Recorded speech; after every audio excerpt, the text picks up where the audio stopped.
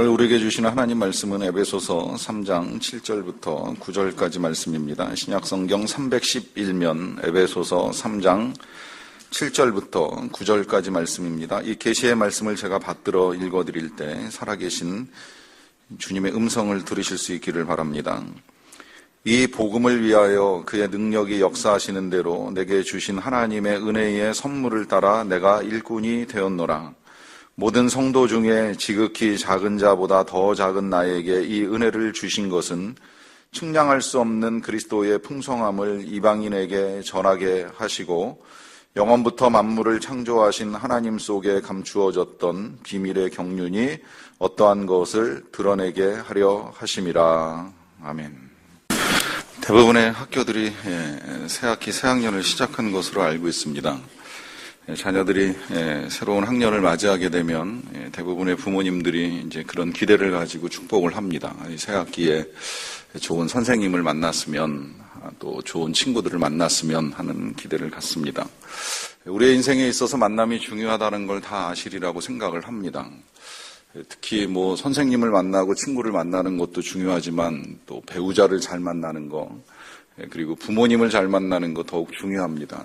중요하다고 생각하는 건 그 만남으로 인해서 이제 인생이 결정되기 때문입니다. 때로 부모로 인해서 인생의 풍요와 빈곤이 결정나는 경우도 있고, 또 배우자로 인하여서 이제 그런 일들이 이루어지기도 합니다. 물론 꼭 부모에게나 배우자에게 이제 종속될 필요는 없지만 때때로 이제 그런 일들이 만남을 통해서 이루어지다 보니까 좋은 만남을 갖는 거 얼마나 중요한가, 이제 이런 것들이 강조되는 일이 있는데요. 그래서 만남을 위해서 축복해주고 또 만남을 위해서 기도해주고 하는 일들을 합니다만, 이제 그런 모든 이 마음의 근본에는 우리가 풍요로운 삶에 대한 열망이 있다는 거예요. 뭔가 좀 부유하고 넉넉하고 부족함이 없는 삶에 대한 우리 나름대로의 열망이 있다 보니까 이제 그걸 이제 만남 속에서 취하고 누릴 수 있게 되지 않을까 하는 이제 생각을 하게 되는 것이지요. 사도 바울은 자신이 깨달은 그리스도의 비밀을 전하면서 이제 그것을 읽으면 그 비밀이 무엇인지를 알 수 있을 것이라 하는 메시지를 우리에게 계속 전해주고 있습니다. 그 비밀은 한마디로 이제 복음이라고 하는 표현을 우리가 지난주에 보았고요. 이제 오늘 본문에서도 그 표현이 나옵니다만은, 이 복음이 무엇이냐라고 했을 때에 그것을 이제 오늘의 본문 속에서는 그리스도의 풍성함이다라고 하는 말씀으로 우리에게 전해주고 있습니다. 자, 그리스도의 풍성함, 도대체 이건 무엇일까요? 신약 성경을 보다 보면 이제 이 사도 바울과 교회 사이에 주고받은 많은 편지들을 우리가 보게 되고, 또 사도 요한과 교회 사이에 이제 주고받은 편지들을 우리가 보는 일이 있는데요. 그 편지 속에 있는 대부분의 교회들, 편지를 받았던 교회뿐만이 아니라 신약 시대, 그러니까 성경이 쓰여지던 시대의 교회들은 대부분 어렵습니다. 물론 개인적으로 교회 안에 부자가 없었던 것도 아니지만 대부분의 성도 구성원들은 이제 노예나 평민들이었었고 귀족이 많지 않았기 때문에도 이제 어려웠었고, 또 경제적으로 부유함을 누리다가도 교회 생활이 시작이 되고 그리스도를 믿게 되면 이제 그것으로 인해서 경제 활동에 제약을 받으면서 삶 자체가 굉장히 어려워진 사람들이 이제 많았던 교회의 특성을 우리가 볼 수 있습니다. 그러는 가운데에 한 교회, 부유한 교회를 꼽으라고 하면 이제 라오디게아 교회를 꼽을 수 있을 것 같아요. 라오디게아 교회는 교회가 위치한 지역 자체가 이제 당시에 굉장히 부유했던 지역입니다. 역사적 근거에 따르면 섬유 산업의 의학 산업, 또 이 온천업까지 이제 발달을 해가지고 대부분의 교인들이 부유하게 사는 형편 속에 있는 교회였어요. 그런데 이제 그런 교회가 예수님에게 칭찬 한마디 듣지 못하고 이제 책망을 받는 일이 있습니다. 사도 요한을 통해서 전달된 계시 속에 예수님께서 여러 교회들을 칭찬도 하고 책망도 하시는데, 이 라오디게아 교회가 예수님께 칭찬은 받지 못하고 책망을 받아요. 그 책망을 받는 내용이 이렇습니다. 계시록 3장 17절 말씀에 이렇게 기록이 되어 있는데요. 네가 말하기를 나는 부자라 부요하여 부족한 것이 없다 하나 네 곤고한 것과 가련한 것과 가난한 것과 눈먼 것과 벌거벗은 것을 알지 못하는도다. 그래요. 자, 여기 보시면 그들의 고백은 그랬습니다. 나는 부요하여 부족함이 없다. 이게 그들의 고백이에요. 그러나 예수님은 이제 그렇게 말씀하지 아니하시죠. 너는 그렇게 말할지 모르겠지만 내가 볼 때 너는 가난하다, 가련하다, 벌거벗었다 그래요. 옷 벗고 다니는 사람이 없었겠지만 주님 눈에 보시기에는 그들 전혀 부요하지 않다는 겁니다. 부족함이 없는 것이 아니라 부족함이 많다는 거예요. 오히려 그 부족함 때문에, 그 가난함 때문에 예수님이 뭐라고까지 말씀하시냐면 문을 열어라. 내가 좀 들어가겠다. 들어가서 함께 더불어 먹고 마시며 진정한 풍요로움이 무엇인지를 가르쳐 주겠다라고 하는 말씀하시는 것을 그 뒤에 우리가 이제 볼 수 있습니다. 자, 왜 이 교회는 이런 예수님의 말씀을 들어야만 했을까요? 그리고 그와 같은 예수님의 말씀은 오늘 우리 귀에 어떻게 들려올까요? 여러분들은 여러분들 스스로를 어떻게 생각하고 계십니까? 여러분들은 부유합니까? 아니면 빈곤합니까? 다른 사람이 보실 때 어떨지 모르겠어요. 제 딸이 그 고등학교를 이제 이 지역에 살면서 안양에 있는 지역으로 가게 되었는데 어디 사냐 친구들과 이야기를 나누다가 판교 삽니다, 분당 삽니다 그러면 한결같이 들었던 말이 있어요. 좋은 데 사네 하는 이야기를 듣습니다. 저희가 살아가는 삶의 형편은 어떠하든지 간에 한결같이 그런 이야기를 이제 사람들이 하는 거예요. 똑같은 이야기를 대학 가서도 들었어요. 넌 어디 사니? 친구들과 이야기 나누다가 분당, 판교 이렇게 이야기하면 좋은 동네 사네 하는 이야기를 듣습니다. 여기 다 그렇진 않겠지만 제가 알기로 우리 교회 성도님들의 대부분이 이제 분당 아니면 판교 아니면 강남 많이 오시는 걸로 알고 있는데 여러분들의 삶의 형편이 어떠하든지 간에 여러분들이 만약에 이런 지역들에 산다 그러면 사람들은 그렇게 생각을 할 거예요. 풍성한 데 살고 있다. 부유한 데 살고 있다. 일단 그렇게 생각을 할 겁니다. 자, 그러면 사람들은 그렇게 생각을 하는데 여러분들 스스로가 여러분들의 삶을 들여다보셨을 때에 나의 삶은 풍성하다. 아니다. 어떻게 말씀하실 수 있겠느냐는 거예요. 만약에 진짜 내가 가지고 내가 현재 눈에 보이고 누리는 이런 것들로 인하여 나는 풍성합니다라고 고백한다면 그것 오늘 주님이 우리에게 알려주시기 원하시는 풍성함은 아니라고 하는 것입니다. 그리스도 아닌 예수님 아닌 다른 어떤 걸로 인하여서 우리가 풍성하다라고 한다면 이것이 착각이라고 하는 것이고요. 만약에 나는 그렇게라도 좀 풍성했으면 좋겠다라고 생각하면서 내 삶의 빈곤함이 느껴진다면 그야말로 지금 우리에게는 이제 그리스도의 풍성함이 필요합니다. 문제는 이제 이 풍성함, 그리스도께서 우리에게 주시는 이 측량할 수 없는 풍성함이 무엇이냐라고 하는 것인데요. 이 풍성함을 사실은 우리가 지난주에 이미 들었어요. 우리가 그리스도 안에서 함께 상속자가 되고 함께 지체가 되고 함께 약속에 참여한다는 이 사실 자체가 얼마나 풍요한 하나님의 은혜인지 모릅니다. 참 귀한 은혜예요.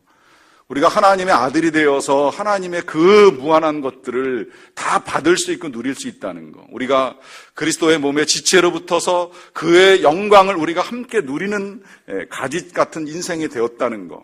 그리고 계속해서 우리에게 약속해 주시는 그 약속이 변함없이 흔들림 없이 신실하게 믿을 만한 약속이 주어졌다는 이 사실만으로도 충분히 우리는 풍성한 삶을 사는 사람들입니다. 그런데 문제는 이런 삶이 실제로 우리에게 실감되지 아니하고 나는 아직도 잘 모르겠다 하는 이제 생각을 우리가 할 수도 있다라고 하는 것이지요. 자, 그렇다면 이 그리스도 안에서의 풍성함은 도대체 무엇일까 하는 것인데요. 일단 8절 말씀을 보시게 되면 이렇게 고백을 합니다. 모든 성도 중에 지극히 작은 자보다 더 작은 나에게 이 은혜를 주신 것은 측량할 수 없는 그리스도의 풍성함을 이방인에게 전하게 하셨다 그래요. 여기 보면 그리스도의 풍성함이라고 하는 표현을 사용을 하면서 그것을 측량할 수 없다 하는 수식어로 설명합니다.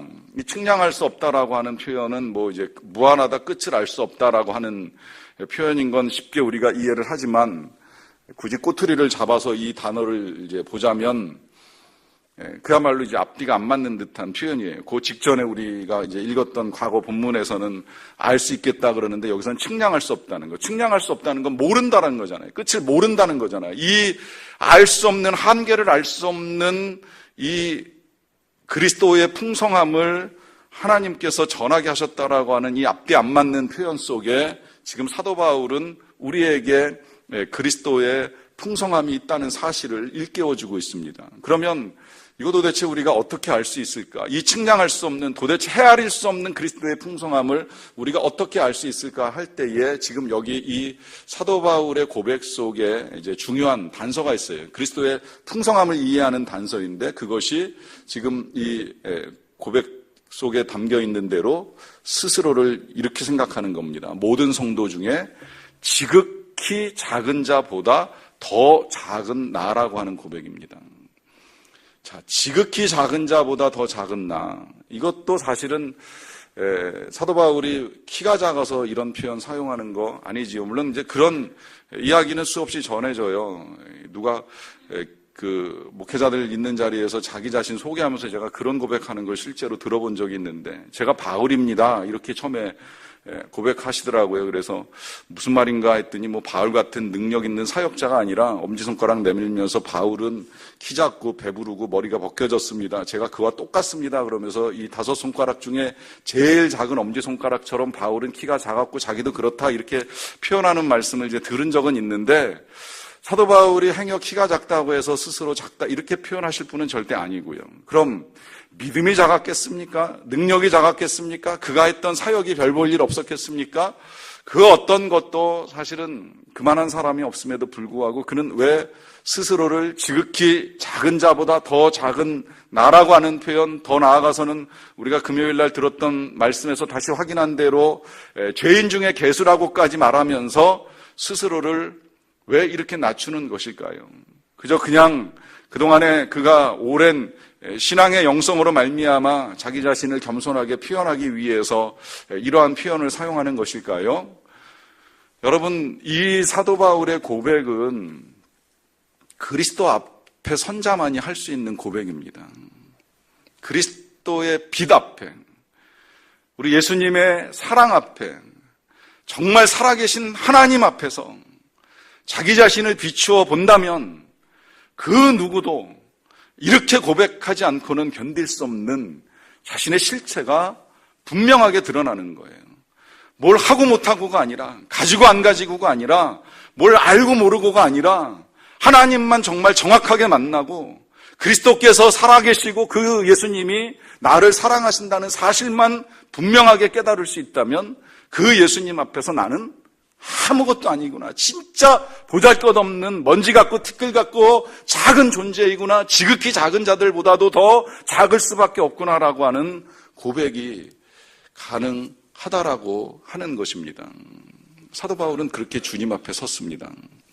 때로 이런 이제 사도 바울의 고백이 그가 가지고 있었던 과거의 전력 때문이 아닌가 이제 이렇게도 해석되는 일들이 있어요. 아시겠지만 사도 바울은 예수님을 믿기 전까지 예수님 믿는 사람 되게 싫어했습니다. 보통 싫어하는 게 아니라 눈에 띄기만 하면 수단 방법을 가리지 않고 감옥에 집어넣든지 죽일 수 있으면 죽이기까지 할 정도로 굉장히 악하게 기독교인을 핍박하던 사람 아닙니까? 그러다가 정말 주님을 만나고 나서 이제 그 인생이 변했잖아요. 예수님이 살아계신 걸 알게 된 거예요. 자기가 믿지 못했고 인정하지 아니하였던 예수님이 실제로 살아계신다는 사실을 깨닫게 된 겁니다. 때로 이제 그의 그 과거의 그 전력, 주님을 핍박했던 그 과거의 전력 때문에 그 죄책감에 그가 그런 고백을 할 수밖에 없다 이렇게 이제 생각을 하기도 하는데요. 행여 저나 여러분들이 그런 생각을 한다 그러면 이게 정말 큰 오해이고 자칫하면 이게 바리새인 같은 생각이 됩니다. 보세요. 사도 바울은 그런 죄를 짓고 잘못을 저질렀기 때문에 당연히 그가 죄인 중에 괴수라고 정말 지극히 작은 자보다 더 작은 나라고 고백하는 게 당연하고, 그럼 우리는 의로워서 우리는 그동안에 주님을 위해서 한 일이 너무나도 많아서 우리가 행한 이 거룩한 일들의 자랑거리가 많아서 나는 그렇지 않다고 말할 수 있는 사람이 여기 어디 있겠습니까? 누가 있겠습니까? 만약 그런 생각이 있다면 그게 바리새인 같은 생각이지요. 우리가 행여 우리의 입으로 예수 믿는 사람을 저주하거나 핍박하거나 악한 일을 행하지 아니하였을지는 모르겠지만 실은 살아계신 예수님 무시하고 살아가는 날들도 많고 엄청난 사랑을 받았음에도 불구하고 사랑하지 못하고 살아가는 시간이 많은 걸 생각해 보면 사도 바울이나 우리나 크게 다를 거 없고요. 아니, 그는 그래도 남은 생에 주님 위하여 바쳤지만 우리 생에 한 푼도 주님 위에 내놓지 못하는 우리의 삶은 그보다 더 작다면 작을 것이요, 그보다 더 괴수라면 괴수라고 고백할 수밖에 없다는 것이 너무나도 분명하다는 거예요. 이 그리스도 안에서 이렇게 우리의 모습을 깨닫게 되면 이런 저와 여러분들을 향한 하나님의 사랑이 측량할 수 없다라고 하는 사실은 너무나도 분명한 고백이 됩니다. 거기에 또 한 가지 사도 바울이 그와 같은 고백을 하는 이유가 나오는데요. 그건 7절에서 보게 됩니다. 이 복음을 위하여 그의 능력이 역사하시는 대로 내게 주신 하나님의 은혜의 선물을 따라 내가 일꾼이 되었노라 그래요. 자, 사도 바울이 자기가 일꾼이 되었다라고 하는 고백을 하는데 이 고백 앞에 그는 그것이 하나님께서 주신 은혜의 선물을 따라 일꾼이 되었다 그래요.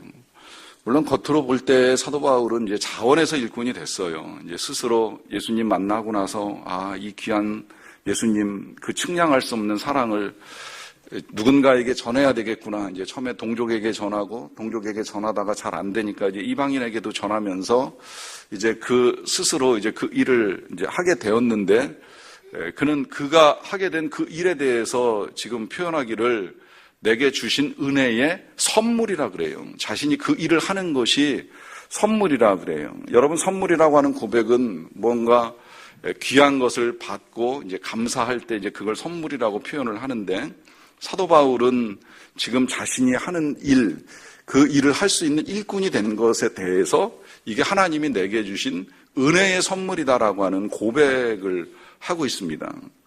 여러분, 이런 고백, 여러분들이 어떤 일을 하시던 그 일이 교회에서 직분을 받아 섬기시는 일이던 그야말로 교회에서 어떤 역할을 맡아서 봉사하시게 되는 일이시던 아니면 세상에서 가족을 섬기는 주부로든 아니면 여러분들에게 하나님이 주신 직업을 가지고 세상에 있는 사람들을 섬기게 되는 일이든 간에 그 일을 여러분들이 대면하실 때 이건 하나님이 내게 주신 선물이야, 은혜의 선물이야 라고 고백하시면서 일을 하시느냐 하는 질문을 드리는 거예요. 그런 고백을 하실 수 있겠느냐라고 하는 말씀을 드리는 겁니다. 그런 고백이 가능하시다면 그 선물 계속 감사하면서 계속해서 아름답게 섬기시는 그리스도인들 되시기를 정말 진심으로 축복을 해드리고요. 사실 그 고백은 여러분들의 삶의 자리가 어디든지 간에 우리 모두에게 필요한 고백입니다. 그런데 실상 이제 우리가 그런 인식을 하기가 때때로 어려울 때가 있어요. 물론 저는 제가 여기서 여러분들과 함께 예배를 인도하고 말씀을 전하는 일꾼이 된 것에 대해서 사도 바울하고 똑같은 고백을 합니다. 정말 은혜의 선물이라고 생각을 합니다. 한없이 부족하지만 정말 바울하고 감히 비교할 수 없는 작은 자고 더 악한 괴수지만 하나님의 은혜로 선물을 받아서 이 일을 감당을 하는데 왜 사도 바울이 이런 고백을 하는지 한번 좀 생각을 해보실 필요가 있어요. 그가 이 일꾼으로 섬기면서 받았고 누렸던 것이 많을까요? 남다른 칭찬과 인정을 받았을까요? 존경과 사랑을 받았을까요? 때때로 우리가 성경을 읽어나가다 보면 바울이 이 사역을 감당하면서 겪게 된 여러 가지 어려움들을 우리가 보는 일이 있잖아요. 그건 정말 힘든 거였어요. 때로 밥을 굶기도 하고 물속에 깊이 잠겨보기도 하고 매를 맞아보기도 하고 매를 맞는 것도 그냥 맞는 정도가 아니라 맞다가 죽을 지경까지 맞아서 거의 죽었다고 생각하고 사람들에게 의해서 성 밖에 버림을 받은 적도 있어요. 그러다가 깨어나서 다시 툴툴 털고 일어나서 사역을 지속해 나가는 과정 중에 지금 이 에베소서를 쓰는 상황은 감옥에 있습니다. 그 감옥 속에서 그는 고백합니다. 하나님께서 내게 주신 은혜의 선물을 따라 나는 일꾼이 되었고, 나는 지금도 이 그리스도의 측량할 수 없는 풍성함을 전하기 위해서 나는 이 이방인에게로 간다라고 하는 이제 표현을 자주 사용하는 것을 볼 수 있습니다. 여러분, 어떻게 이 일이 가능할까요? 어떻게 그는 주님을 위하여 그 심한 핍박과 고생을 경험하면서도 이것이 선물이고 은혜고 측량할 수 없는 그리스도의 풍성함이라고 하는 고백을 하며 나아가는 것일까요? 여러분, 이것은 딱 한 가지입니다. 자신을 향한 주님의 사랑에 대한 분명한 확신 때문입니다. 그 사랑에 대한 확신은 환경이나 상황에 의해서 흔들리는 확신이 아닙니다. 좀 가졌기 때문에, 좀 누리기 때문에, 내가 원하는 것이 이루어졌기 때문에, 하나님께서 나를 사랑하시는구나 라고 하는 그런 고백이 아니라는 것입니다. 좀 힘들지만, 아프지만, 가난하지만, 견디기 어려워도 나를 향한 하나님의 사랑은 변함이 없다는 믿음. 나를 한번 사랑하기로 결정하셔서 날 대신해서 죽으신 예수님의 사랑이 영원 불변하다라고 하는 이 분명한 믿음 때문에 그는 흔들리지 아니하는 감사함을 가지고 자신에게 주어진 길을 끝까지 걸어가기로 결정하고 또 그 일을 이루어 가는 것입니다.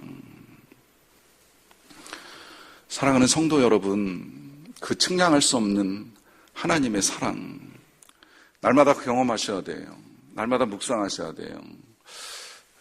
잠깐 영상을 좀 보려고 하는데요. 보시기 전에 좀 부탁을 좀 드립니다. 보신 분들 여러 분 계시는 것도 알고 있지만 또 오늘 영상이 두 개가 겹쳐서 저는 좀 갈등을 했어요. 이게 한 예배 시간에 두 번 보는 게 좀 그렇다 이런 생각도 했는데 너무 귀해서 이 영상 보고 이제 또 조금 이따 우리가 헌금할 때 선교 영상을 보기도 하겠습니다만은 미리 좀 말씀드리고 부탁을 드리는 건 이 영상 속에 등장하는 두 사람이 어떤 상황에서 어떻게 그리스도의 풍성함을 누리고 있는가를 좀 보셨으면 좋겠어요. 그들 안에 나타난 그리스도의 풍성함은 무엇인가, 여기에 초점을 맞추고 영상을 보도록 하겠습니다.